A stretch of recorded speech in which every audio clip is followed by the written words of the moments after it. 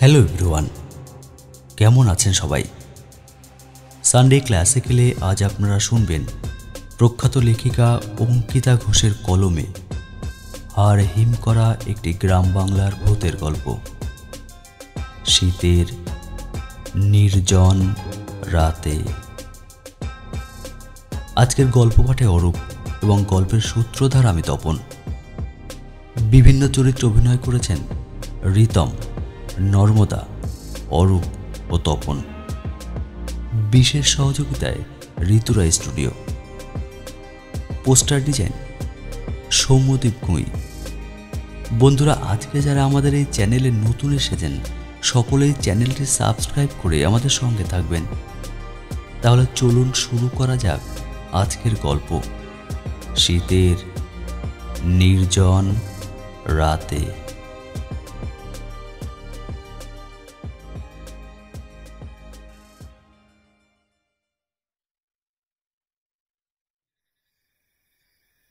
মাঘ মাসের কনকনে শীতের রাত। ঘড়িতে তখন 9:30 বাজে।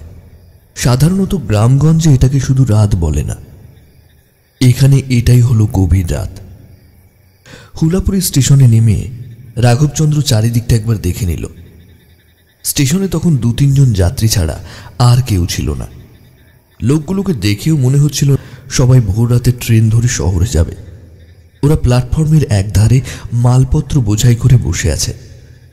এদের মধ্যে কেউ কেউ এক হাতের উপর আর এক হাত দিয়ে চাপড় মেরে খৈনি বানাচ্ছে, কেউ আবার বিড়ি ধরিয়ে তাতে শুক টান দিচ্ছে, আবার কেউ দেয়ালে হেলান দিয়ে একটু ঝিমিয়ে নিচ্ছে। এই স্টেশনে এত রাতে সচরাচর কোনো যাত্রী নামে না। রাঘব এতটা শুনশান স্টেশন চত্বর দেখে বেশ চমকে গেল। আশেপাশে একটা চায়ের দোকানও খোলা নেই। তারপর এই কনকনে শীতের রাতে সেইভাবে গরম জামা কাপড়ও তার গায়ে ছিল না। শহরের শীত অনুযায়ী সে কেবল একটা গরম জামা গায়ে চাপিয়ে এসেছে, কিন্তু গ্রামের দিকে শীতটা একটু বেশিই পড়ে। ও সুটকেসে যদিও আরও 2টো গরম জামা আছে, আর খানতিনিক শাল তার গিন্নি রেখে দিয়েছিল, কিন্তু এখন সুটকেস খুলে কিছু বের করা সম্ভব নয়। যত তাড়াতাড়ি সম্ভব গ্রামে পৌঁছাতে হবে। এই শীতের রাতে এভাবে স্টেশনে দাঁড়িয়ে থাকা ওর পক্ষে সম্ভব হচ্ছে না। এখন ওকে একটা নৌকা নিয়ে যেতে হবে পাশের গ্রামে। সাধারণত পাশের গ্রামে যেতে হলে উত্তাল এই শিলচরি নদী পার করে যেতে হয়। বছর 10 আগে অবধি ওই নদীর উপর একটা সেতু ছিল, কিন্তু বহুদিনের অবহেলায় এবং প্রবল ঝড়ের দাপটে ওই সেতু কিছুদিন আগে যা জরাজীর্ণ অবস্থা হয়ে গেছে, তাতে কোনো পার্থিব মানুষ আর সাহস পাচ্ছে না পা রাখতে। যদিও সরকার পক্ষ থেকে সেতু বন্ধনের কাজ খুব শীঘ্রই শুরু করা হবে, কিন্তু এখনো হয়নি যখন, তখন নৌকোই একমাত্র ভরসা। রাঘবচন্দ্র একবার চোখ বন্ধ করে স্টেশন থেকে নদী তীরে রাস্তাটা মনে করে নিল। প্রায় বছর 10 আগে রাঘব এখানে একবার এসেছিল। ওর দাদু জগন্নাথ মিত্রের তখন মৃত্যুশয্যায় ছিলেন। নাতিকে একবার শেষ দেখা দেখে তিনি 2 দিনের মধ্যেই চোখ বুঝলেন। সেইবার রাঘব মাস 6 এখানে ছিল, কিন্তু তারপর থেকে সে কোনোদিনও এখানে আসেনি। আজও এসেছে একটা প্রয়োজনে। দাদুর তৈরি পৈতৃক ভিটে বাড়ি এবার বিক্রি করতে হবে ওকে। এমনিতে শহর ছেড়েও কোনোদিন এই গ্রামে এসে থাকবে না, তাই বেকার বেকার ওই সুন্দর বাড়িটা ভূতের বাড়িতে পরিণত না করে সেটা বেচে দেওয়াই ভালো। এছাড়া ওই বাড়ি মেনটেন করতে করতে এতদিনে প্রায় নিঃস্ব হয়ে গেছে রাঘব। এভাবে হাতি পোষার খরচ আর সামলানো যাচ্ছে না। তাই এখন একটাই উপায়, বাড়িটা ভালো দামে বিক্রি করা। যে ভদ্রলোক বাড়িটা কিনতে ইন্টারেস্টেড, সে আগের সপ্তাহে এসে একবার এই বাড়িটা দেখে গেছে, তার পছন্দও হয়েছে। এই সপ্তাহে তাই আরও কিছু ফর্মালিটি সেরে রাঘবকে বাড়ি খালি করার ব্যবস্থা করতে হবে। সেই জন্যই এত তড়িঘড়ি এখানে আসা। গ্রামের পথে হাঁটতে হাঁটতে ভাবছিল রাঘব, এই 10 বছরেও গ্রামের রাস্তার সেভাবে কোনো উন্নতি হয়নি। এমনকি রাস্তায় দূর দূরান্তে আলো তো দূরের কথা, একটা সরাইখানাও চোখে পড়ল না। ঠান্ডা হাওয়া বয়ে চলেছে ক্রমাগত। 7 গজ হাঁটার পর রাঘবের সামনে এলো সেই শিলচরি নদী। এই নদীর জল একেবারে কাঁচের মতো স্বচ্ছ, কিন্তু এই অমাবস্যার অন্ধকার রাতে এই স্বচ্ছতা প্রকাশ পাচ্ছে না। শুধু কানে আসছে জলের কুলকুল শব্দটা। নদীর তীরে তো নৌকো থাকার কথা, কিন্তু আজ একটাও নৌকো চোখে পড়ল না রাঘবের। অন্যদিকে যত রাত বাড়ছে ঠান্ডা হাওয়া ততোধিক বেড়েই উঠছে। নদীর ঘাটের পাশে একটি জরাজীর্ণ বাঁশের মাচার উপর সে বসে পড়ল। এখানে এই কনকনে ঠান্ডায় দাঁতে দাঁত লেগে যায়। নদীর তীরে গাছগুলি নিজের অবশিষ্ট পাতা হাওয়ায় নাড়িয়ে খসখস একটা শব্দ সৃষ্টি করছে, আর জানান দিচ্ছে যে এই রাতে এই নির্জন নদীর তীরে রাঘব একা নেই। ওর মাথার উপর দিয়ে একটা রাত চড়া পাখি ডানা ঝটপটি উড়ে একটা গাছের ডালে গিয়ে বসল। কেমন যেন ভয় ভয় করতে লাগলো তার। হঠাৎই অনেকটা দূরে আবছা অন্ধকারের মধ্যে রাঘব দেখল কে যেন তার দিকে এগিয়ে আসছে। যাক, একটু আশ্বস্ত হলো সে। এই নির্জন নদী ঘাটে অন্তত কারোর দেখা মিলল। অন্য মনস্ক হয়ে তার জিনিসপত্রগুলো একটু গুছিয়ে নিল সে। ততক্ষণে সেই লোকটির প্রায় তার কাছাকাছি পৌঁছানোর কথা, কিন্তু না, কেউ কোথাও নেই। চমকে উঠল রাঘব। একটা হিমেল হাওয়া তার শরীর বেয়ে শিরশির করে উঠল। লোকটি গেল কোথায়? একটু দূরেই তো মরাখালি শ্মশান। রাঘবের বেশ ভয় করছে। সে কি আবার স্টেশনে ফিরে যাবে? এইসব ভাবছে এমন সময় রাঘবের পেছনে ঘাড়ের কাছে স্পর্শ করল একটা ঠান্ডা হাত। রাঘব চমকে ফিরল পিছনে। তার বুকের মধ্যে ধুকপুক করে উঠল। ভয়ার্ত গলায় সে জিজ্ঞেস করল, কে কে কে তুমি? রাঘবের পেছনে দাঁড়িয়ে পাকা চুল দাড়িওয়ালা এক বৃদ্ধ, কাঁধে একটা গামছা। বৃদ্ধটি কর্কশ ফেঁসফেঁসে গলায় তাকে বলল, ভয় পেলেন নাকি বাবু? আমি ইকবাল মাঝি। তা আপনি ওপারে যাবেন নাকি? ভয়ের ঘোর কাটিয়ে একটু স্বাভাবিক হয়ে স্বচ্ছন্দভাবে মাঝিকে সে বলল, না না, ভয় পাবো কেন? হ্যাঁ, আমি তো ওপারে যাওয়ার জন্যই অনেকক্ষণ ধরে বসে আছি। আমি ওই পাশের গ্রাম ডুবডুবি যাব। তা কোথায় তোমার নৌকো? ওই তো বাবু, ওই যে বড় গাছটি দেখছেন, ওর আড়ালে আমার নৌকাটি বাঁধা আছে। চলুন আমার সাথে, চলুন আপনাকে পার করিয়ে দিই। রাঘব নৌকায় ওঠার জন্য হাঁটতে শুরু করল। ইকবাল রাঘবের সমস্ত জিনিসপত্র নিয়ে তার পিছু পিছু হাঁটতে লাগলো। হাঁটতে হাঁটতে সেই বড় গাছটির আড়ালে থাকা নৌকাটাতে উঠল দুজনে। একটা লণ্ঠন টিমটিম করে জ্বলছে তাতে। কিছুক্ষণের মধ্যেই মাঝি জলের মধ্যে দাঁড় ফেলে সেটাকে টান দিল। নৌকা ভাসতে শুরু করলো। রাঘব কিছুক্ষণ পরেই নিজের সুটকেসটি খুলে একটা শাল বার করে গায়ে জড়ালো। তারপর পাঞ্জাবির পকেট থেকে একটা সিগারেট বার করে হাওয়ার থেকে বাঁচিয়ে সেটা ধরিয়ে নিয়ে বাতাসে একমুখ ধোঁয়া ছাড়ল। আজ অনেকদিন পর খোলা আকাশের নিচে সিগারেটে টান দিয়ে স্বর্গসুখ অনুভব করল রাঘব। মাঝিটি এবারে রাঘবকে জিজ্ঞেস করল, তা বাবু, এখানে তো আগে কোনোদিন আপনাকে দেখিনি। রাঘব আর একবার সিগারেটে টান দিয়ে ধোঁয়া ছেড়ে বলল, এখানে একবার এসেছিলাম প্রায় বছর 10 আগে। তারপর আর এখানে আসা হয়নি। এখানে কি আপনার বাড়ি আছে? না, আমার নয়, আমার দাদুর বাড়ি আছে। আমার দাদুর নাম জগন্নাথ মিত্র। ও, আপনি মিত্তির বাড়ি যাবেন? ওই বাড়ি কে না চেনে? বেশ বড় বাড়ি। এককালে বাড়িঘর ছিল বাবু। রাঘব খেয়াল করল নৌকার ছইয়ের নিচে পাটাতনের উপর একটা বিছানা পাতা আছে, আর একদিকে রান্নার বাসনপত্র, হাঁড়ি কড়া থালা গ্লাস, লণ্ঠনের আলোয় সমস্ত কিছুই প্রায় পরিষ্কার দেখা যায়। নৌকোর বিছানার পাশাপাশি দুটো বালিশ পাতা। মাঝি তো একা মানুষ, তাহলে দুটো বালিশ কেন? কিছুটা ইতস্তত করে মাঝিকে সে জিজ্ঞেস করল, মাঝি ভাই, ও মাঝি ভাই, আপনি কি নৌকোতেই ঘুমোন নাকি? রান্নার বাসন বিছানাপত্র সব তো দেখছি এখানে। আপনি কি নৌকোতেই থাকেন? আপনার বাড়িঘর কিছু নেই? এককালে বাড়িঘর ছিল বাবু, বাড়িতেই তো থাকতাম। কিন্তু এখন বাড়িতে থাকি না, নৌকাতেই থাকি। আমার স্ত্রীও এই নৌকাতেই থাকে। স্ত্রী নৌকোতে থাকে মানে? কোথায় সে? তাকে তো দেখতে পাচ্ছি না। রাঘবের এই সমস্ত প্রশ্ন শুনে মাঝি ইকবাল কিছুটা বিষণ্ণভাবে উত্তর দেয়। রাঘবের এই প্রশ্নের পরে মাঝি কিছু বলতে যাবে, ঠিক এর পূর্ব মুহূর্তেই নৌকোটি কেমন যেন দুলে উঠল। মনে হলো যেন নৌকায় কোনো তৃতীয় ব্যক্তি বসে আছে। পেছন ফিরে তাকালো রাঘব, কিন্তু পেছনের ঘন কালো অন্ধকার ছাড়া আর কাউকে দেখতে পেল না সে। কিছুটা হকচকিয়ে যায় রাঘব। সে একটু ভয়ে ভয়ে কাঁপা কাঁপা গলায় মাঝিকে উদ্দেশ্য করে প্রশ্ন করল, কি হলো? মানে মানে কে নড়ে উঠলো? নৌকোটা দুলে উঠলো কি করে? রাঘবের এই প্রশ্নে শান্ত গম্ভীর গলায় মাঝি বলে উঠল, আমার স্ত্রী বাবু, আমার স্ত্রী লক্ষ্মী। কোথায় লক্ষ্মী? কাউকেই তো রাঘব দেখতে পাচ্ছে না। এই মাঝি কি পাগল না মাথা খারাপ? সে কি বলছে আবল তাবল? আবার নৌকোটাই বা দুলে উঠল কি করে? কিছুই বুঝতে পারল না সে। মাঝিকেও আর কিছু জিজ্ঞেস করতে তার মন চাইছে না। এসব কি হচ্ছে? কিছুক্ষণ চুপচাপ বসে থাকে দুজনে।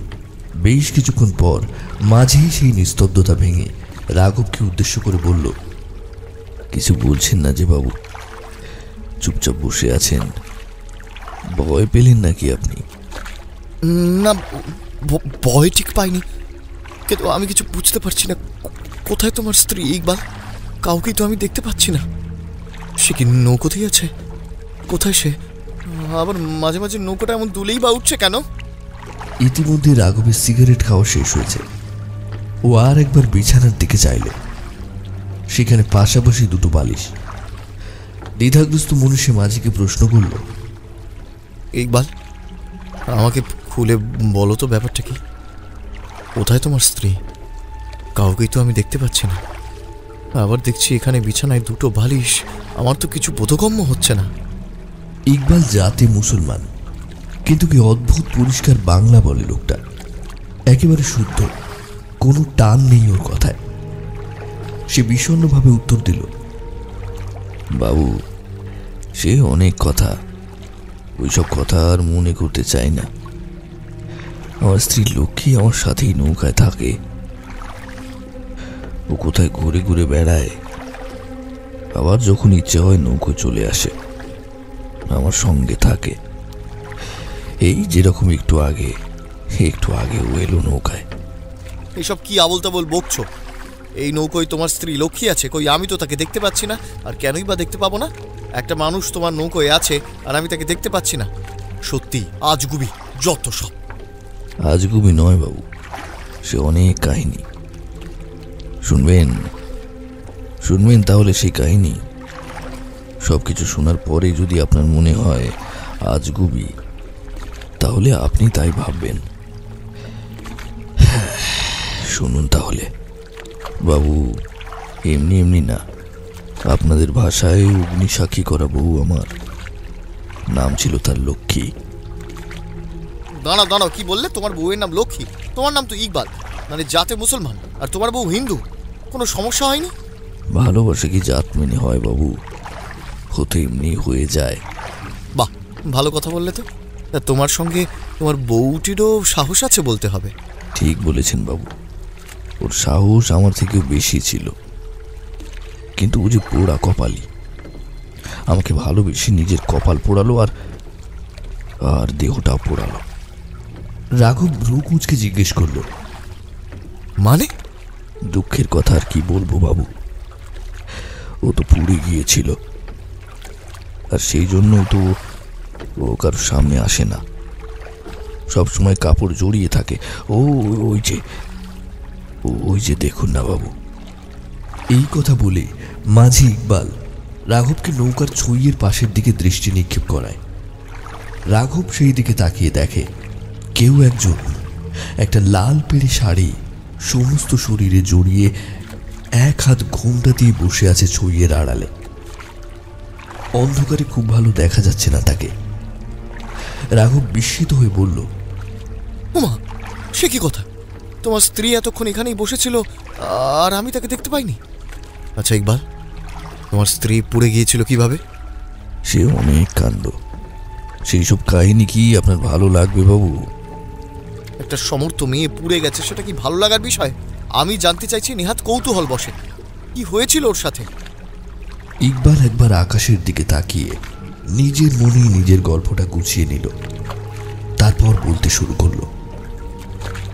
আমি ছোটবেলায় আমার খালাজান অর্থাৎ মাসির কাছে মানুষ হয়েছি। আমার জন্মের পরই আমার বাবা মারা যায়।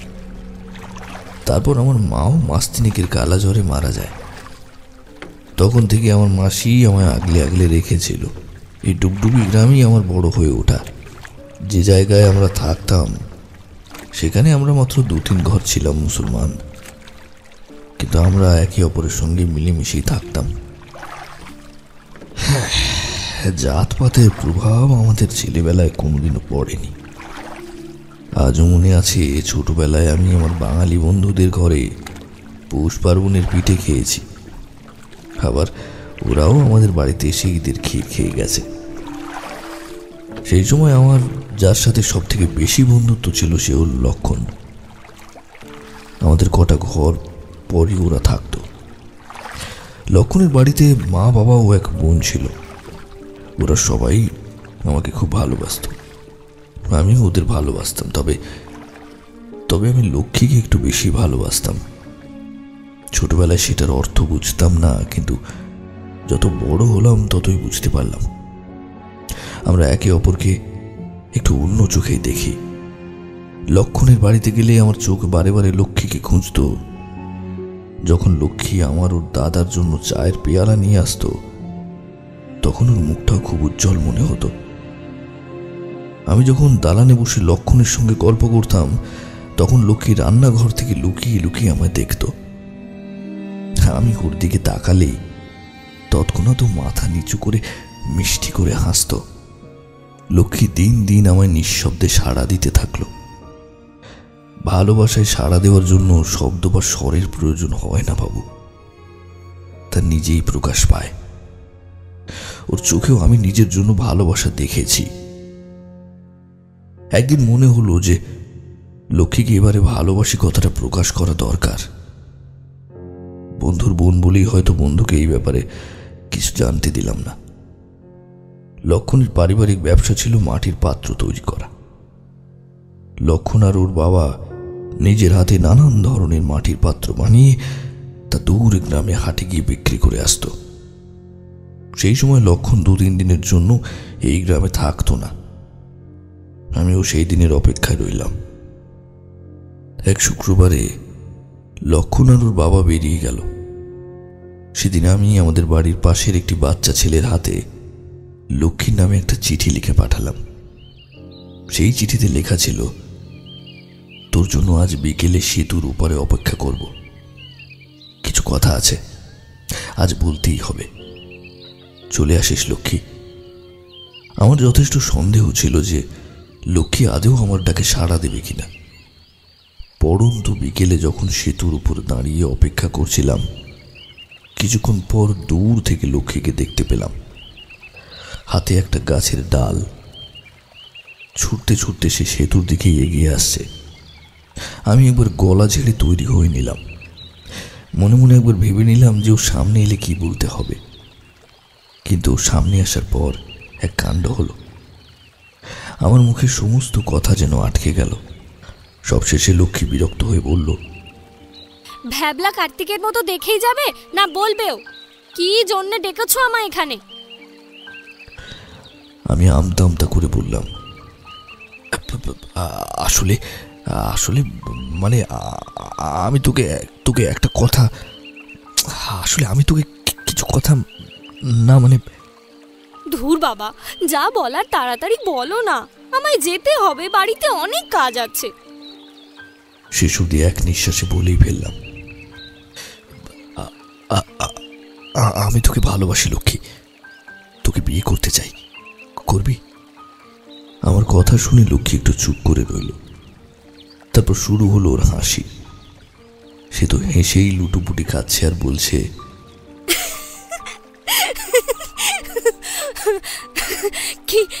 কি বলছো? কি বলছো? বিয়ে করবে আমাকে? মাথা মুন্ডু ঠিক আছে তো তোমার?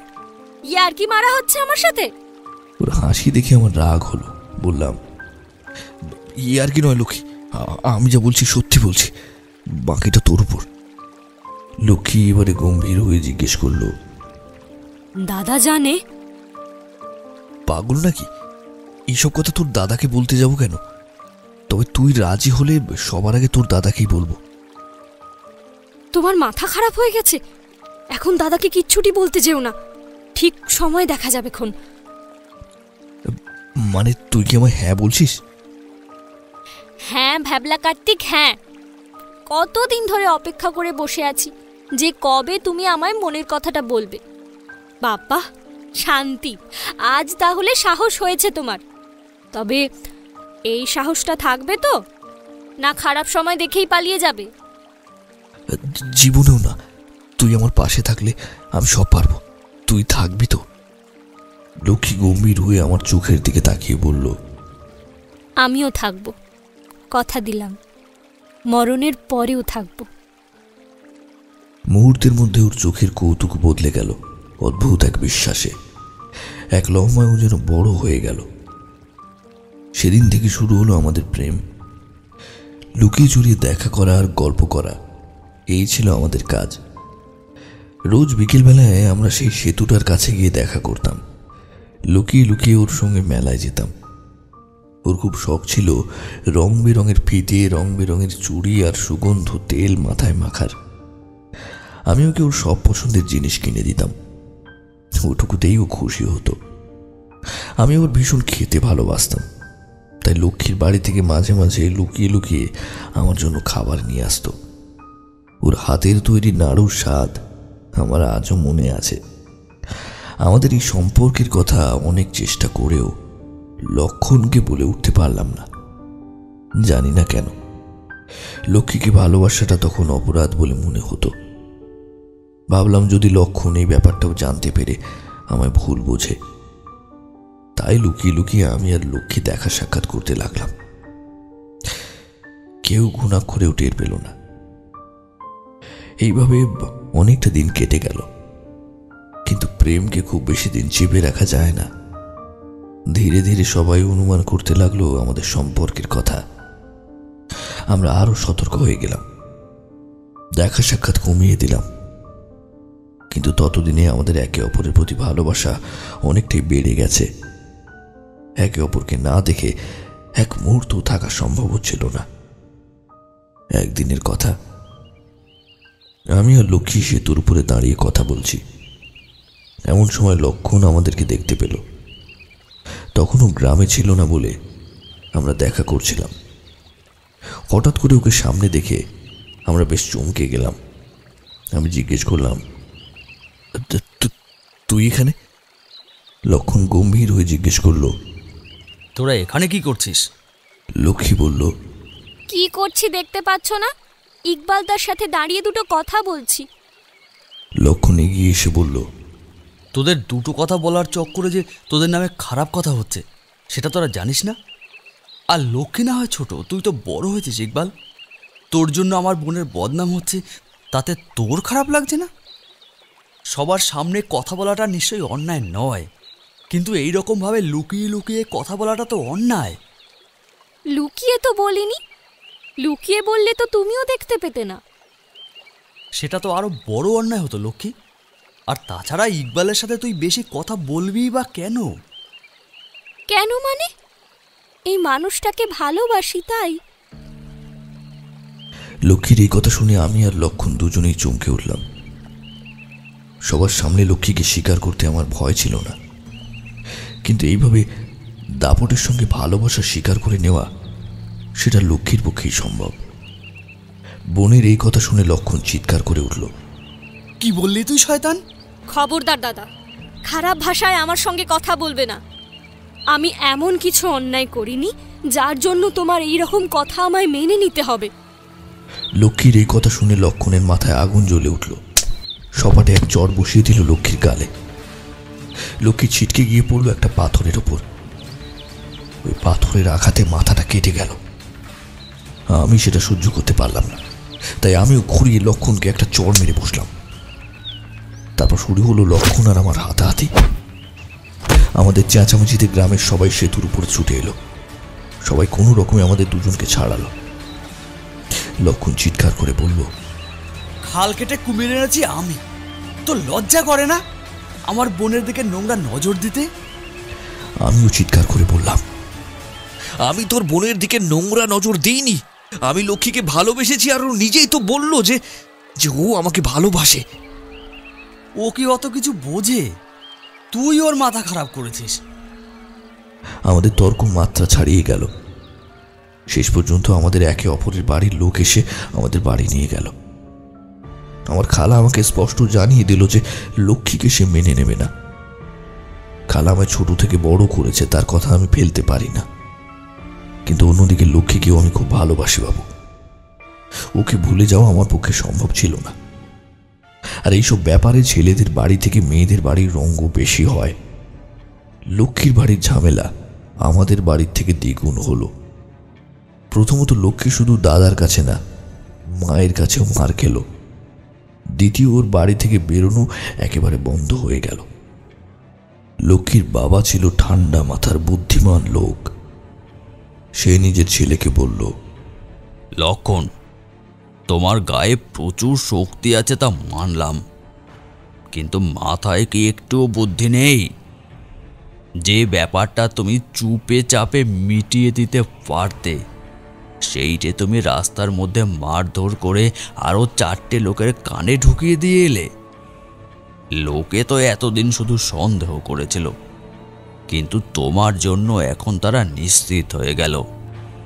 লক্ষণ মাথা নিচু করে দাঁড়িয়ে রইল। ওর বাবা জানিয়ে দিল মেয়েকে আর কোনো মতেই বাড়ি থেকে বেরোতে দেবে না, ঘরে বন্ধ করে রাখবে এবং খুব তাড়াতাড়ি ওর বিয়ের ব্যবস্থা করবে। দরকার পড়লে ওর মামার বাড়ি থেকে ওকে বিয়ে দেওয়া হবে। এই গ্রামে আর ওকে রাখবে না। সেদিন থেকে আমার আর লক্ষ্মীর দেখা সাক্ষাৎ বন্ধ হয়ে গেল। আমিও বুঝলাম এই মুহূর্তে সবার নজর আমাদের দিকে, সুতরাং কিছুদিন দেখা সাক্ষাৎ করার চেষ্টা না করাই ভালো হবে। বেশি দিন এভাবে থাকতে পারলাম না। ওকে না দেখতে পেয়ে মনটা বড় অশান্ত হয়ে উঠত। তাই একদিন রাতের বেলা আমি চুপি চুপি বাড়ি থেকে বার হলাম। অন্ধকারের মধ্যে পৌঁছালাম লক্ষ্মীর বাড়িতে। ওই বাড়ির একদম পেছন দিকের ঘরের লক্ষ্মী থাকতো। সেদিকে একটা গোয়াল ঘরও ছিল।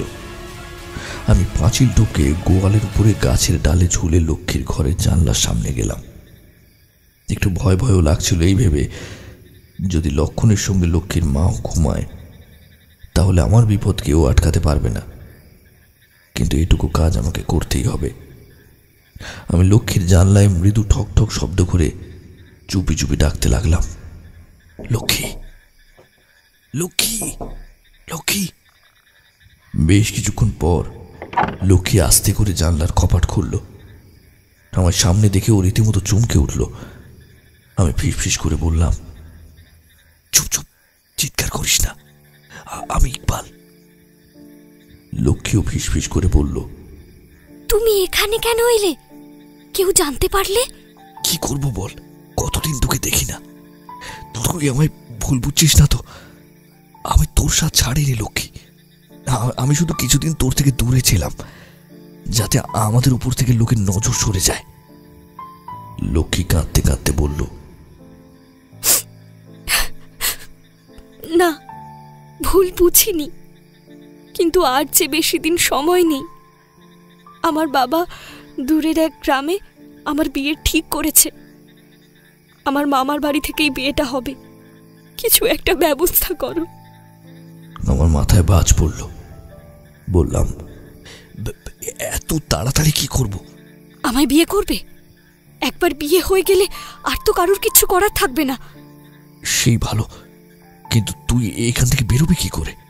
কাল আমার বাবা আর দাদা মামার বাড়িতে যাবে আমার বিয়ের জন্য কথা বলতে।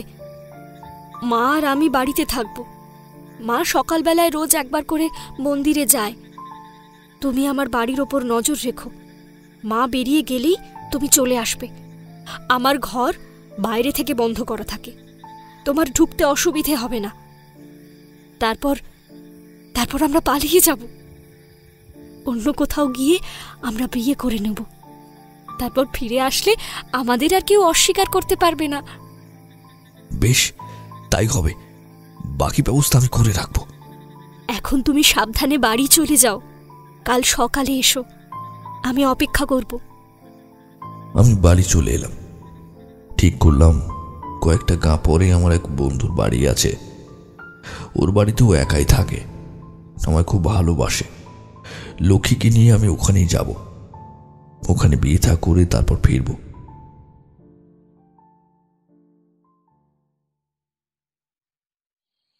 পরদিন সকালবেলা আমি লক্ষ্মীর বাড়ির সামনে একটা গাছের আড়ালে দাঁড়িয়ে দাঁড়িয়ে অপেক্ষা করতে লাগলাম কখন লক্ষ্মীর মা বাড়ি থেকে বের হবে। কিছুক্ষণ পর ওর মা উঠোনের দরজা বন্ধ করে মন্দিরের দিকে চলে গেল। লক্ষ্মীর বাড়িটা বড় পাঁচিল দিয়ে ঘেরা, কিন্তু আমার পক্ষে সে পাঁচিল টপকানো খুব একটা বড় ব্যাপার ছিল না। ভেতরে ঢুকে দেখলাম লক্ষ্মী খাটের উপরে বসে আছে। আমায় দেখে ও তাড়াতাড়ি উঠে পড়ল। আমি ওর কাছে গিয়ে বললাম, চল চল, আর দেরি করা যাবে না। কোথায় যাব? সব ব্যবস্থা করা আছে, আর কথা না বলে তাড়াতাড়ি চল। লক্ষ্মী দুটো শাল বের করে একটা নিজের গায়ে আর একটা আমার গায়ে জড়িয়ে দিল। দেখলেন তো বাবু, ও কত ভালোবাসতো আমাকে। তারপর দরজা বন্ধ করে ছিটকিনি তুলে দিল। চুপি চুপি আমরা দুজনেই পাঁচিল টপকে বেরিয়ে এলাম। একটা গরুর গাড়ি ঠিক করে রেখেছিলাম আগে, সেই গাড়িতে উঠে আমরা রওনা দিলাম। দিঘিডোবা গ্রামে পৌঁছাতে আমাদের সময় লাগলো প্রায় 3 ঘন্টা। আমার বন্ধু রহমানের বাড়ির সামনে আমরা গরুর গাড়ি থেকে নামলাম। গরুর গাড়ি থেকে সেই দিঘিডোবা গ্রামে নামতেই লক্ষ্মী হতচকিত হয়ে বলল, এ তুমি কি করছো? আমি অবাক হয়ে প্রশ্ন করলাম, কেন রে, কি হলো? এই যে আমার মামার বাড়ির গ্রাম দিঘিডোবা, তুমি তুমি এখানেই আনলে আমায়? বাবা আর দাদা তো আজ এখানেই এসেছে। এইখানে তোর মামার বাড়ি? সেটা আমি জানবো কি করে? আমি কি কোনোদিনও তোর সঙ্গে এখানে এসেছি? লক্ষ্মী মাথা নিচু করে বলল, এবার কি হবে? তুই তোর মুখটা ঘুমটা দিয়ে ঢেকে রাখ, কেউ যেন তোর মুখটা দেখতে না পায়। তাছাড়া রাতের আগে তো এই বাড়ি থেকে আমরা বেরোবো না, ততক্ষণে তোর বাবা দাদা ওই গ্রামে পৌঁছে যাবে। আমরা দুজনেই রহমানের বাড়ি ঢুকলাম। রহমান আমায় দেখে খুব খুশি হলো। ওকে সব ঘটনা খুলে বললাম। ও জানালো সরাসরি না হলেও পরোক্ষভাবে ও আমায় সাহায্য করবে। ওর বাড়ির পাশে একটা মন্দির ছিল। ওই দিন ওখানেই রাতের বেলা অগ্নিসাক্ষী করে আমার আর লক্ষ্মীর বিয়ে হলো। আমি সিঁদুর তুলে দিলাম লক্ষ্মীর মাথায়, লক্ষ্মীকে শাঁখা পলা পরিয়ে দিলাম। লক্ষ্মী আনন্দে আত্মহারা হয়ে আমাকে জড়িয়ে ধরল। সে যে কি অনুভূতি বাবু, বলে বোঝাতে পারবো না। তখন ভেবেছিলাম আর কেউ আমাদের আলাদা করতে পারবে না। এই আমরা 7 জন্মের জন্য এক হয়ে গেলাম। আমরা তখনই ঠিক করলাম পরের দিন আমরা আবার গ্রামে ফিরে গিয়ে সকলের সামনে গিয়ে দাঁড়াবো। কিন্তু বিপদ যে আমাদের এত কাছে ছিল সেটা ভাবতেও পারিনি। মন্দির থেকে বেরিয়ে বিয়ে করে যখন আমি আর লক্ষ্মী রহমানের বাড়ির দিকে ফিরে আসছি, তখন আমাদের সামনে একটা গরুর গাড়ি দাঁড়ালো। সেই গাড়ি থেকে নেমে এলো লক্ষ্মীর বাবা আর দাদা। তাদের বিস্ফারিত চোখ দেখে আমার বুঝতে অসুবিধা হলো না। তারা এখানে মেয়ের এই অবস্থা দেখে রীতিমতো অবাক হয়েছে। লক্ষণ ওর বোনের দিকে তাকিয়ে প্রশ্ন করল, তুই এখানে কি করছিস? আর এসব কি পড়েছিস তুই? লক্ষ্মী নিজের শাঁখা পলা সিঁদুর দেখিয়ে বলল, আমাদের বিয়ে হয়ে গেছে, এখন তোমরা আমাদের আর আলাদা করতে পারবে না। এই কথা শুনে লক্ষণ বোনকে মারবে বলে তেড়ে এলো, কিন্তু এবারে আমি ওকে আটকে দিয়ে বললাম, থাম লক্ষণ, বেশি বাড়াবাড়ি করিস না। ও শুধু তোর বোন নয়, ও এখন আমার বউও বটে। ওর গায়ে তুই হাত দিবি না। এবারেও আমার আর লক্ষণের হাতাহাতি আটকানো গেল না। দুজনের মধ্যে লেগে গেল প্রচন্ড লড়াই।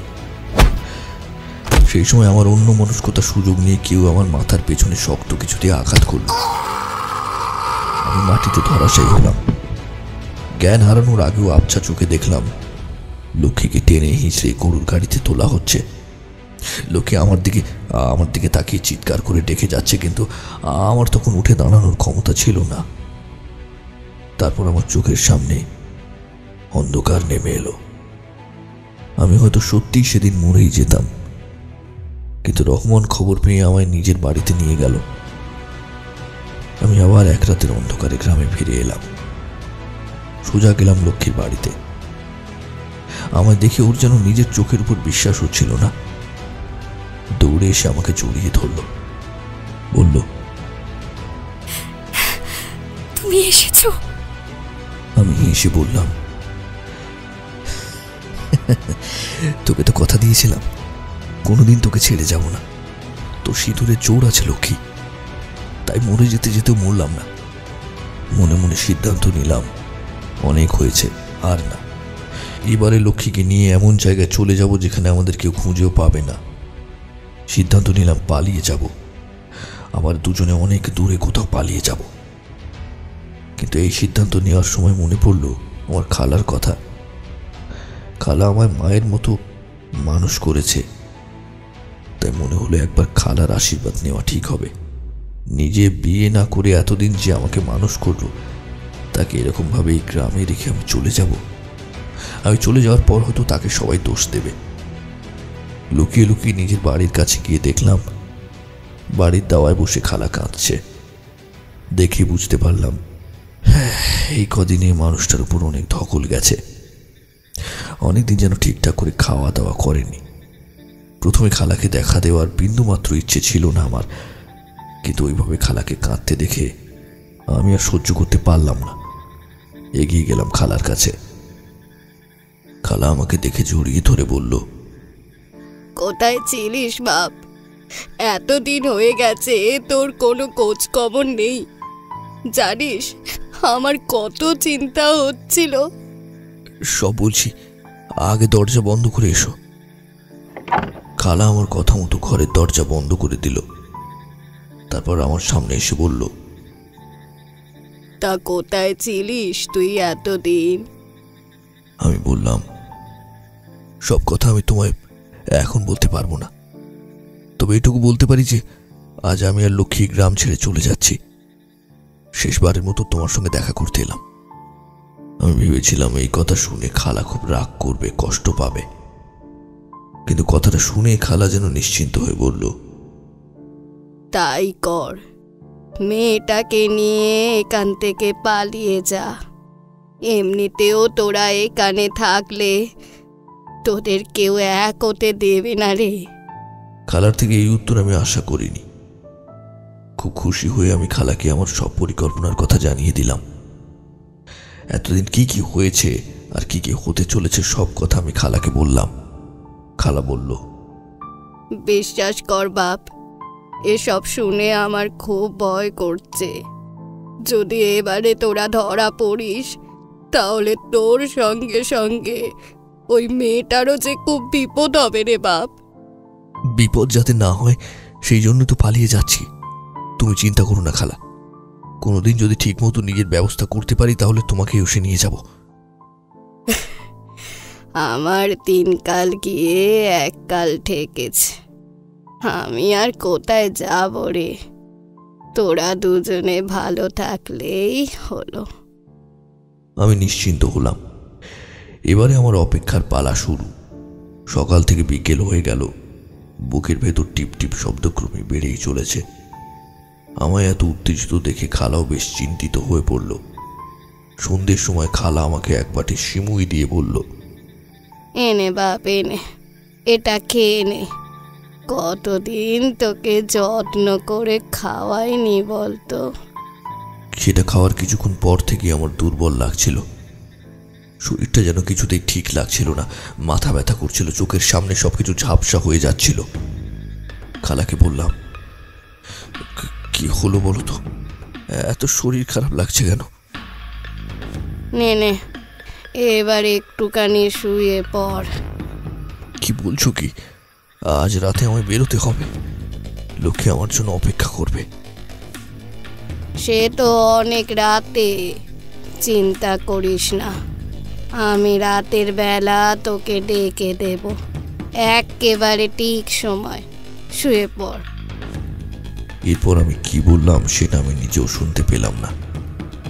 খালার কথা মতো কখন যে শুয়ে পড়লাম, আমার চোখ ভর্তি ঘুম এসে আমায় বশ করলো, মনে নেই। ঘুম ভাঙলো পাখির কিচিরমিচির শব্দে। চোখ তখনও খুলতে পারছি না। জোর করে যখন চোখ খুললাম, সকালের আলো তখন আমার মুখে এসে পড়েছে। এক ঝটকায় উঠে বসলাম আমি। রাত কেটে সকাল হয়ে গেছে, কিন্তু তাড়াতাড়ি ঘর থেকে বেরিয়ে দেখলাম খালা উনুনের সামনে বসে আগুন জ্বালাচ্ছে। আমায় দেখে অপরাধীর মতো মাথা নিচু করে রইল। আমি দৃঢ় কণ্ঠস্বরে বললাম, খালা, এটা তুমি ঠিক করলে না খালা। আমি তোমাকে মায়ের মতো বিশ্বাস করে সবকিছু বলেছিলাম, আর তুমি এমনটা আমার সাথে করতে পারলে? সীমার সাথে ঘুমের ওষুধ মিশিয়ে আমাকে কেন খাওয়ালে? আমি যে লক্ষ্মীর কাছে হেরে গেলাম খালা, হেরে গেলাম ওর ভালোবাসার কাছে।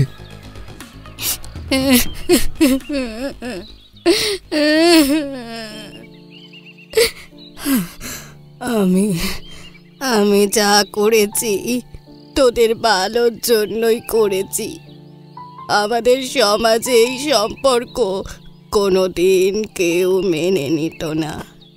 রোজগার এই ঝামেলা আর নেওয়াও যাচ্ছে না, তাই ভাবলুম আমাকেই কিছু করতে হবে। তোর খাবারে ঘুমের ওষুধ মিশিয়ে ঘুম পাড়িয়ে তোকে আমি নিজেই রাত্রিবেলা ওই সেতুর কাছে গিয়েছিলাম। দেখলাম লক্ষ্মী তোর জন্য অপেক্ষা করছে। আমায় দেখেই ও চমকে উঠল। আমি ওকে বললাম, লক্ষ্মী, তুমি আর এখানে দাঁড়িয়ে ওর জন্য অপেক্ষা করো না, ও আর তোমার কাছে আসবে না। লক্ষ্মী বলল, কেন আসবে না মাসি? ওর কি শরীর খারাপ হয়েছে? না, আমি ওকে বারণ করেছি। আমি ওকে বলেছি যে ও যদি তোমার সঙ্গে থাকে তাহলে ও আমার মরা মুখ দেখবে। তাই বাধ্য এই ইকবাল আমাকে বেঁচে নিয়েছে। লক্ষ্মী অবিশ্বাসের সুরে বলল, আপনি মিথ্যে কথা বলছেন, ও এরকম করতে পারে না। মিথ্যে কথা বললে আমি কি করেই বা জানবো যে তুমি এখন ওর জন্য এখানে অপেক্ষা করবে? আমাকে ইকবালই পাঠিয়েছে। তুমি আর ওর জন্য অপেক্ষা করো না তো বাপু, ও আসবে না। আর ও এটাও বলেছে যে তোমার আর ওর যে বিয়ে হয়েছিল সে কথা তুমি দুঃস্বপ্ন ভেবে যেন ভুলে যাও। দেখো লক্ষ্মী, তোমার বাড়ির লোকের জন্য আমার ছেলের যথেষ্ট হেনস্থা হয়েছে। না না, আমার আর এসব সহ্য হচ্ছে না। তুমি যদি সত্যি ওকে ভালোবাসো তাহলে ওর জীবন থেকে বেরিয়ে যাও। আমি চিৎকার করে উঠলাম, তুমি আমার এত বড় ক্ষতি কেন করলে খালা? আমি তো ওকে নিয়ে গ্রাম ছেড়ে চলেই যাচ্ছিলাম। তারপর তুমি এত বড় অন্যায় আমাদের সঙ্গে কেন করলে? তুমি একবারও সেই মেয়েটার কথা ভাবলে না? ও তো ভাববে আমি তার সঙ্গে বেইমানি করেছি। সেদিন খুব বিষণ্ণভাবে সারাটা দিন কেটে গেল। ভারাক্রান্ত মনে রাত্রিবেলায় ঘরের মধ্যে চুপ করে শুয়ে আছি আর অপরাধ বোধে ভুগছি।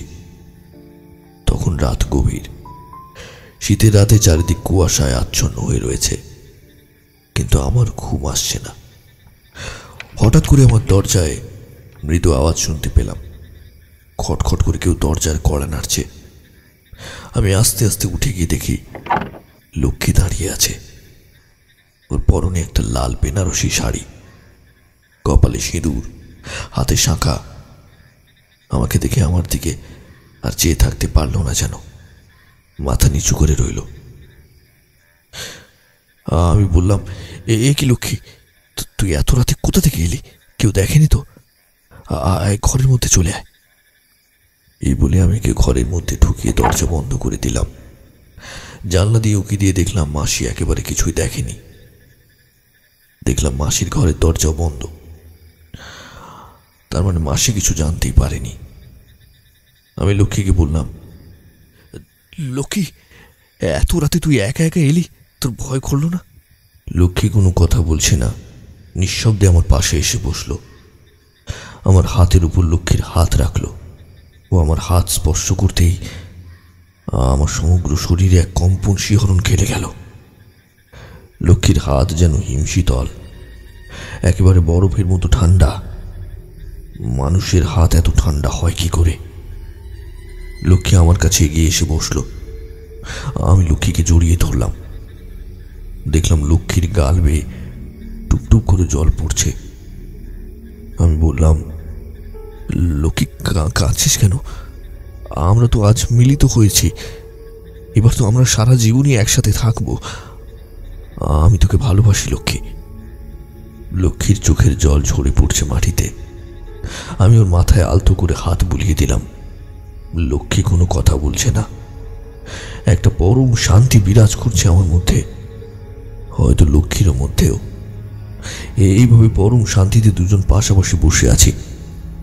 বসে বসে ভাবছি কিভাবে রাতটুকু শেষ হলে আমরা এই গাঁ ছেড়ে চলে যাব অনেক অনেক দূরে, যেন কেউ আমাদের কোনো খোঁজ না পায় কোনো দিন। এইসব ভাবতে ভাবতে অনেক সময়, রাত প্রায় শেষ, কিন্তু আবছা অন্ধকার তখনও বিরাজমান। হঠাৎ শুনতে পেলাম বাইরে উঠোনে যেন কেউ দৌড়ে দৌড়ে আসছে। একটু পরেই শুনলাম আমার ঘরের দরজায় খটখট আওয়াজ, আর সঙ্গে একটা বিষণ্ণ বিস্ময় কণ্ঠস্বর আমাকে ডাকছে, ইকবাল, ইকবাল। লক্ষ্মীর দাদা লক্ষণ আমায় ডাকছে। আমি ভাবলাম লক্ষণ বুঝতে পেরেছে যে লক্ষ্মী আমার কাছে এসেছে। ও সেটা বুঝতে পেরে ওর লক্ষ্মীকে ফিরিয়ে নিয়ে যাওয়ার জন্য এসেছে, কিন্তু না। সেদিন দেখলাম লক্ষণের চোখ শুধু রাগ ছিল না, ছিল একটা বেদনা, অসম্ভব একটা বেদনা। যেন ওর চোখ মুখে কষ্ট ফেটে যাচ্ছে, আর চোখের জল এক্ষুনি তীব্র গতিতে ঠিকরে বেরিয়ে আসতে চাইছে। আমার সামনে পেয়েই আমার বুকের কাছে জামাটা মুঠো করে ধরে বলল, আমার মনেই হয়েছিল যে তুই ফিরে এসেছিস। আমার বোনটাকে খেয়ে এখন তোর শান্তি হলো তো? ওরকম ফুটফুটে একটা মেয়ের জীবন নষ্ট করে তুই সুখী হলি তো ইকবাল? আমি ওর কথা বুঝতে পারলাম না। বললাম, জীবন কষ্ট মানে কি বলছিস এসব? লক্ষণ এইবারে আর তেজ দেখাতে পারল না। আমার জামাটা ছেড়ে দিয়ে কাঁদতে কাঁদতে একেবারে আমার পায়ের কাছে লুটিয়ে পড়ল। কাল রাতে লক্ষ্মী আমাদের চোখের আড়ালে বাড়ি থেকে বেরিয়ে পড়ে। আমরা যখন ভোরবেলায় ওর ঘরে যাই তখন দেখি ও ঘরে নেই। পুরো বাড়িতে ওকে খুঁজে কোথাও পেলাম না। সঙ্গে সঙ্গে ওকে খোঁজার জন্য বেরিয়ে পড়লাম। গ্রামের বাইরে যেতে গেলে যেহেতু ওই সেতুর ওপর থেকে যেতে হয়, তাই আমরা প্রথমে ওখানেই গেলাম। গিয়ে দেখলাম ওখানে লক্ষ্মী চুপ করে বসে আছে। রাগে তখন আমার মাথা খারাপ হয়ে গেল। ওর কাছে গিয়ে ওকে মারতে গেলাম, কিন্তু ওর চোখে মুখে একটা অদ্ভুত বিষাদের ছাপ দেখতে পেলাম। আমায় দেখে লক্ষ্মী বলল, ও এলো না দাদা, ও যে এলো না, আমায় কথা দিও এলো না। আমি আর এখানে থাকতে চাই না, আমাকে বাড়ি নিয়ে চলো। লক্ষ্মীর এই অবস্থা দেখে আমি ওকে মারতে পারলাম না। ওকে বাড়ি নিয়ে চলে এলাম। বাড়িতে ফিরেই ও নিজেকে নিজের ঘরে বন্ধ করে দিল। মনে মনে ভাবলাম এইবারে হয়তো ওর মাথা থেকে তোর ভূতটা নেমে যাবে। কিন্তু কিছুক্ষণ পরেই ওর ঘরের মধ্য থেকে একটা বিকট চিৎকার শুনতে পেলাম। তারপর দেখলাম ওর ঘর থেকে ধোঁয়া বেরোচ্ছে। আমি একাই দরজা ভাঙার চেষ্টা করলাম, কিন্তু যতক্ষণে দরজা ভাঙা হলো ততক্ষণে সব শেষ। আমার বোন একেবারে পুড়ে ছাই। এখন আর কার জন্য তোর সাথে লড়বো ইকবাল? লড়াই করার মতন আর তো কোনো কারণে রইল না রে। আমার ওই ছোট্ট বোনটা আমায় ছেড়ে চলে গেল। সব শেষ হয়ে গেল, সব শেষ হয়ে গেল ইকবাল, সব আমার শেষ হয়ে গেল রে। আমি লক্ষণকে ধমক দিয়ে বললাম, কি যাতা বলছিস? লক্ষ্মী শেষ হবে কেন? গতকাল গভীর রাতে ও তো আমার কাছে এসেছে। তুই কি স্বপ্ন টপ্ন দেখছিস নাকি? আমার এই কথা শুনে লক্ষণ কাঁদতে কাঁদতে বলল, তোর মাথা খারাপ হয়ে গেছে রে ইকবাল, আমার বোন সত্যি সত্যি মরে গেছে। লক্ষণের এই কথা শুনে আমি টলতে টলতে ওকে আমার ঘরের মধ্যে নিয়ে এলাম আর বললাম, এই তো আমার ঘরে লক্ষ্মী শুয়ে আছে। কিন্তু লক্ষণকে বললাম বটে লক্ষ্মী শুয়ে আছে, কিন্তু লক্ষ্মীকে আর সেখানে দেখতে পেলাম না। জোরে জোরে গলা ছেড়ে ডাকলাম, লক্ষ্মী, লক্ষ্মী, কোথায় গেলি তুই? লক্ষ্মী! কিন্তু লক্ষ্মীর কোনো সাড়া পেলাম না। ইকবাল, লক্ষ্মীকে আমরা বাইরে শুয়ে রেখে এসেছি, তুই আমার সাথে চল, গেলেই দেখতে পাবি রে। আমি যেন কিছুতেই বুঝে উঠতে পারছিলাম না লক্ষ্মী মারা গেছে। তাহলে কাল রাতে আমার কাছে কে এসেছিল? লাল বেনারসি, কপালে সিঁদুর এসব পরে কে এসেছিল কাল রাতে? তাহলে কি লক্ষ্মীর আত্মা? আমাদের এই ভালোবাসার যুদ্ধে শেষ পর্যন্ত জয়লাভ করলো লক্ষ্মী। আমি আর কারোর সঙ্গে কথা বললাম না, নিজের ঘরে গিয়ে বসলাম। একবার মনে হলো লক্ষণের বাড়িতে গিয়ে লক্ষ্মীকে শেষ দেখা দেখে আসি, কিন্তু আদৌ কি ওর শরীরটা আমি চিনতে পারবো? ওকে কি এইভাবে আমি দেখতে পারবো? না, আর কোথাও পেলাম না। তখন আমার মনে একটাই যন্ত্রণা, মরে যাওয়ার আগে লক্ষ্মী আমায় কতটা অকৃতজ্ঞ, বেঈমান আর স্বার্থপর ভেবে নিজেকে শেষ করে দিল।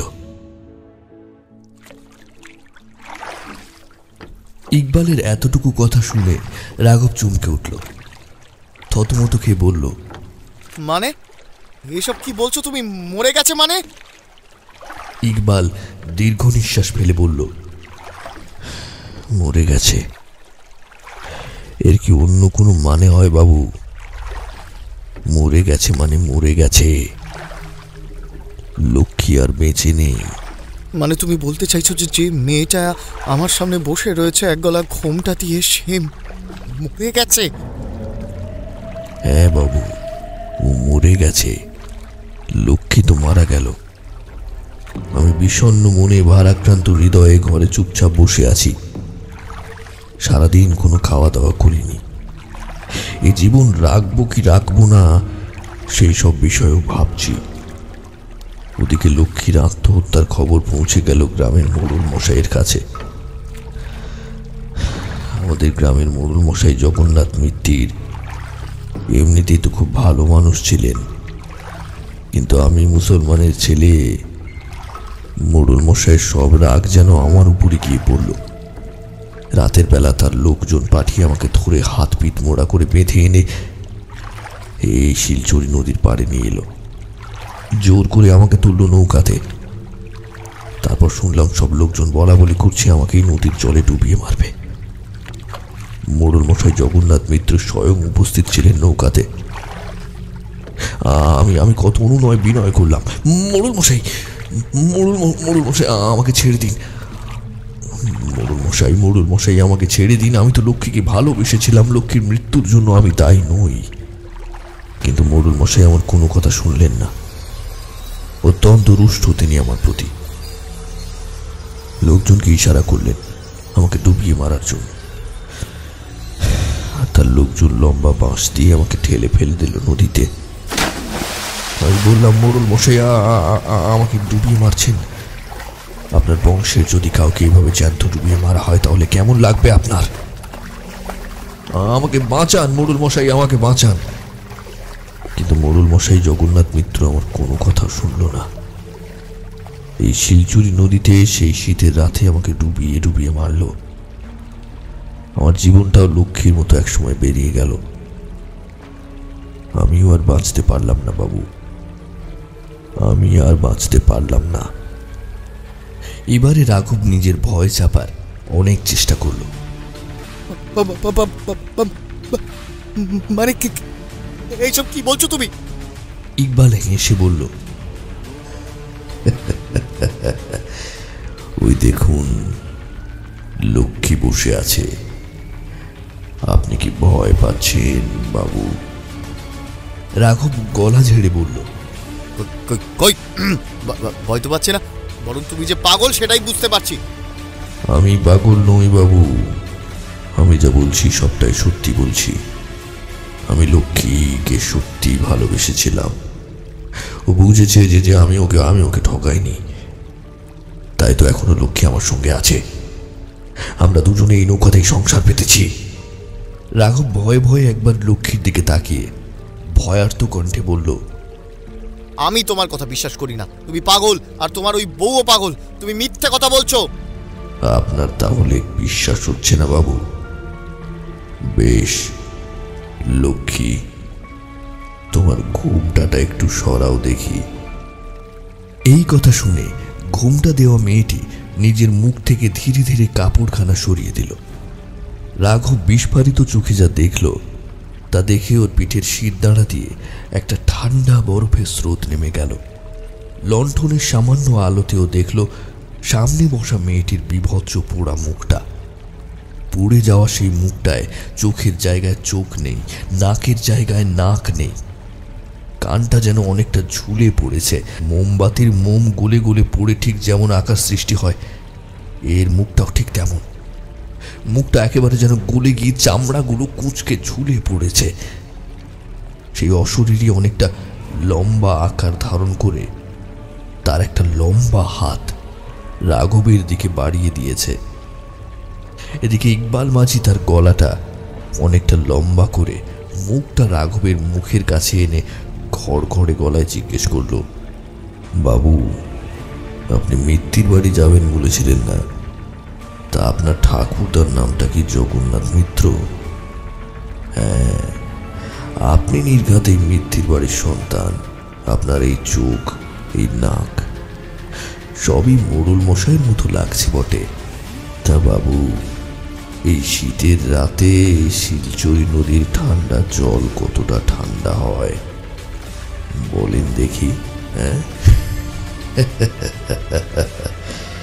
ওই কনকনে শীতের রাতে শিলচরি নদীর জলে আমাকে ডুবিয়ে মেরেছিল আপনার ঠাকুরদা।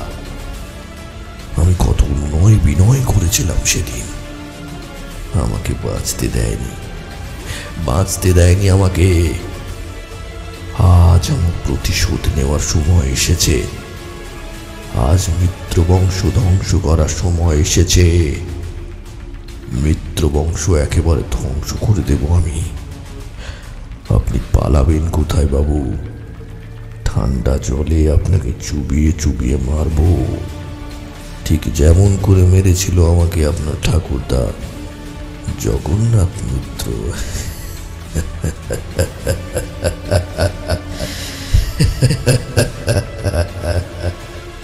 ইকবালের এরকম হুঙ্কার শুনে ভয়ে রাঘবের প্রাণ জড়সড় হয়ে গেছে। তার হাত পা ঠান্ডা হয়ে যাচ্ছে। আর তো বাঁচার কোনো উপায় নেই, একেবারে ভূতের কবলে। এরা দুজনেই তো মৃত অপশক্তি। এদের সাথে এই নির্জন শীতের রাতে রাঘব একা একা ছিল। সে তো এখন নৌকার মধ্যে, পালাবে কি করে? যদি ঝাঁপ দিয়ে জলে পড়ে তাহলে তো এদের হাত থেকে বাঁচতে পারবে না। এই মুহূর্তেই বোধহয় তার প্রাণটা বেরিয়ে যাবে। সে কাঁপা কাঁপা কণ্ঠে জোর হাত করে ইকবালকে বলল, ইকবাল, আমাকে ছেড়ে দাও। ইকবাল, আমাকে ছেড়ে দাও, আমাকে ছেড়ে দাও। আমি এসবের কিছু জানি না, আমি কিছু জানি না। তুমি ভেবে দেখো ইকবাল, একজন নিরপরাধ মানুষকে মেরে ফেলাটা কতটা অন্যায়। তুমি তো বোঝো, বলো। আমাকে ছেড়ে দাও ইকবাল, আমাকে ছেড়ে দাও, আমাকে ছেড়ে দাও। মৃত্যু ভয়ে আতঙ্কগ্রস্ত রাঘবের চোখ মুখ দেখে এবং তার কাতর আরতি শুনে অশরীরী ইকবাল মাঝির মনেও দয়ার সঞ্চার হলো। রাঘবের ভয়ার্থ মুখের মধ্যে কাতর আরতিতে ইকবাল মাঝি যেন সেদিনই সে নিজেকেই খুঁজে পেয়েছে। নিজে সেই অসহায়তার কথা মনে পড়ে গেছে তার। বাঁচার জন্য কত আকুলতা। আজ প্রতিশোধ নেওয়ার কথা ভুলে গিয়ে হঠাৎ তার মধ্যে এক আমূল পরিবর্তন লক্ষ্য করা যাচ্ছে। সে ফ্যাঁস ফ্যাঁসে গলায় রাঘবকে বলল, আপনি ভয় পাচ্ছেন বাবু, ভয় পাচ্ছেন। ভয় নেই, শান্ত হন, একদম শান্ত হন। আপনাকে মারতে পারবো না। ওই দেখুন ডাঙা, পাড়ে নৌকো লাগিয়ে দিয়েছি, আস্তে আস্তে নেমে যান। রাঘব যেন এইসব কিছু বিশ্বাসই করতে পারছে না। ভয়ে ভয়ে উঠে দাঁড়ালো সে। হাত পা তখন থরথর করে কাঁপছে, গলাটা যেন শুকিয়ে কাঠ হয়ে গেছে। ইকবাল তাকে আস্তে আস্তে নৌকা থেকে নামিয়ে নিল। তারপর রাঘবকে উদ্দেশ্য করে ঘড়ঘড়ে গলায় বলল, সাবধানে থাকবেন বাবু। মরা মানুষেরা আত্মা হয়ে হঠাৎ যখন দেখা দেয় তখন তারা পরোক্ষভাবে আপনাকে জানান দিয়ে যায় যে এই পৃথিবীতে আপনার সময় শেষ হয়ে এসেছে। নিজের খেয়াল রাখবেন বাবু, নিজের খেয়াল রাখবেন।